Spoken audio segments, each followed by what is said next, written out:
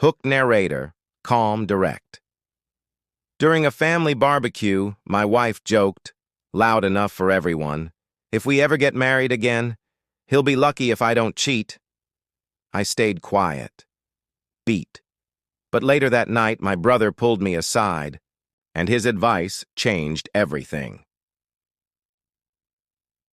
Act 1, Home Field Narrator. Every August, our tribe descends on Marcus's backyard. 3 generations, potato salad, water balloons, and my uncles arguing propane versus charcoal like it's national policy. Kids flood the lawn. The ants laugh over Bud Light. It's chaos, and it's home. Clarissa, my wife of 7 years, lives for this.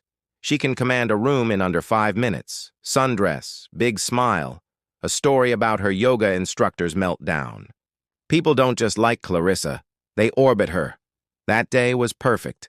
Blue skies, cornhole trash talk, and me at the grill with a spatula in one hand and a beer in the other. I felt settled, solid, like life had found a rhythm that finally made sense. Act 2. The Joke Narrator. Cousin Sarah, who never met a personal question she wouldn't ask on a microphone, called across the table, "When are you two renewing your vows? 7 years is a milestone."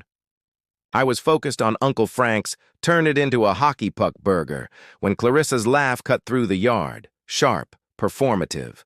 "Oh, honey," she said, hair toss and all, "if we ever get married again, he'll be lucky if I don't cheat." Silence. 40 people stared at their shoes. Clarissa smirked. "I'm kidding. Mostly." That word landed like a hammer. Mostly. I did what I always do. I kept the peace. I flipped the burgers. I asked Uncle Frank if he wanted cheese. Outside, I smiled. Inside, something went cold and very, very still. Act 3. Brothers' Council. Narrator. After the crowd thinned and the lawn chairs were stacked, Marcus motioned to the old oak at the back fence. "I heard her," he said, "and I saw your face." "I'll talk to her," I started. "She'll apologize. No," he cut in. "That's exactly the script she expects. You'll confront. She'll cry. She'll say it was a joke taken out of context. You'll forgive. And she'll learn there are no consequences for public disrespect." He let that sit. "She's testing you, Liam. Don't get angry. Get smart. Don't react. Plan. If this ends, end it on your terms." Something clicked. Tumblers in a lock. I walked to my car with a new feeling in my chest. Not rage, control. Act 4. Watching the Pattern Narrator. For a week, Clarissa became step-forward wife. Coffee in the morning, sticky notes on my lunch. "You're the best husband." I played along. It bought me time, and with time, patterns glow. Her phone began living face down. Work calls migrated to the bathroom. Girls' nights ended at a sports bar her friends hated. Tabs were closed, a little too fast when I walked by. Laundry days became oddly scheduled. I'm an engineer. I trace systems. On day 10, looking for our Netflix password on her laptop, I found it. A second email. A deleted history.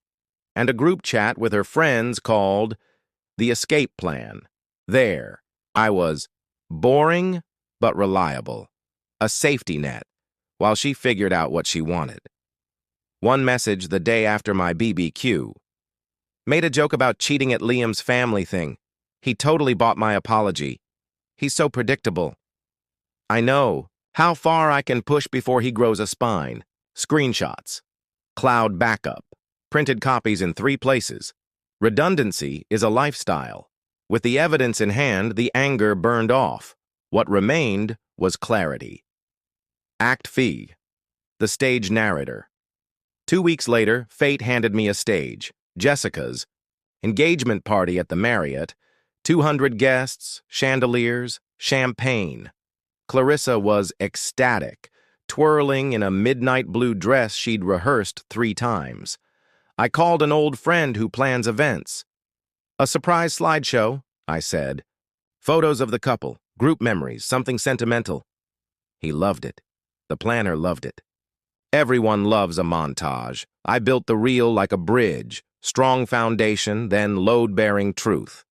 7 minutes of sweetness, holidays, group trips, New Year's sparkle, Clarissa radiant in every frame. Then 1 minute, 60 seconds, that would change everything. White text on black, clean, legible, her exact words exactly as written. Act 6, impact. Narrator, SFX, music up, lights dim. The room leaned in, warm smiles, soft piano. Jessica squeezed her fiancé's hand. Clarissa wiped a happy tear and whispered, "These always make me cry." The screen faded to black. 3 seconds of nothing. Slide 1. He's boring but reliable, like having a safety net while I figure out what I actually want. The room froze. Slide 2. Honestly, I could probably cheat and he'd never notice. He's so trusting it's almost sad. Gasps. Phones lifted. Ants whispering. Jessica's smile collapsed. Slide 3. Saved for last. Made a joke about cheating? At Liam's family thing, and he totally bought my apology. He's so predictable. At least I know how far I can push before he grows a spine. Silence. Dense and total. Clarissa's fingers dug into my jacket. "This is fake," she hissed. "Someone hacked me." I leaned to her ear. "Not so. Funny now, is it?" I stood, straightened my jacket, and walked out. Behind me, chairs scraped. Voices rose. The evening detonated. Act 7. Aftermath. Narrator. Marcus was waiting in the lobby, sitting in a leather chair like he'd reserved front-row seats to my life. "Well?" he asked, the corners of his mouth tipping up. "According to plan," I said. We crossed to a quiet bar. 2 bourbons. "She played herself," Marcus said. "You didn't twist a word. You just gave her audience to the truth she wrote." I expected guilt. It didn't come. 7 years don't vanish in a night. But illusions can. Act 8. Fallout narrator. By morning, the screenshots were everywhere. Cousins texted. Co-workers whispered. Sympathies and disbelief in equal measure. Her friend group imploded. Public statements. Vague quotes about toxic friendships. The bride told Clarissa never to contact her again. At work, the freeze-out was immediate. A firm built on image can't carry scandal. 3 weeks later, to pursue growth, she resigned. Online, her feed went dark. Deletions. Blocks. Still, the screenshots resurfaced. The internet remembers. A month in, her father came to collect boxes. He couldn't meet my eyes. "I'm sorry, son," he said. "I raised her better."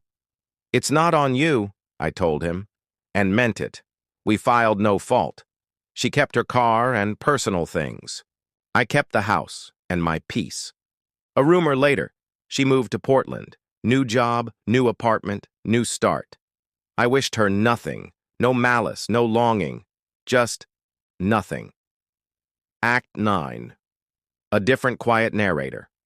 6 months later, the house feels bigger. Not because the square footage changed, but because performance left the building. Journals on the coffee table can stay where they are. The kitchen is for cooking, not staging. Saturdays, I fish with Marcus at Deer Creek. We talk less and say more. I read more. I cook weird recipes. I started a woodworking class. Turns out, boring but reliable is a man who enjoys his own company. Her parents and I nod politely in grocery aisles. No hard feelings, just boundaries. The real revenge wasn't the slideshow. It was believing her the first time she told me who she was, and then believing in myself enough to leave. Epilogue. Foundation's narrator, steady. I'm an engineer. I build things that last. When a foundation is cracked beyond repair, you don't wallpaper it and hope. You tear it down and you rebuild, honest and square. Today, my life is smaller, quieter, and truer. The blueprints are mine. The load paths make sense, and every morning the structure stands a little taller. On screen, fade out. Choose respect. Choose boundaries. Choose yourself. Music out.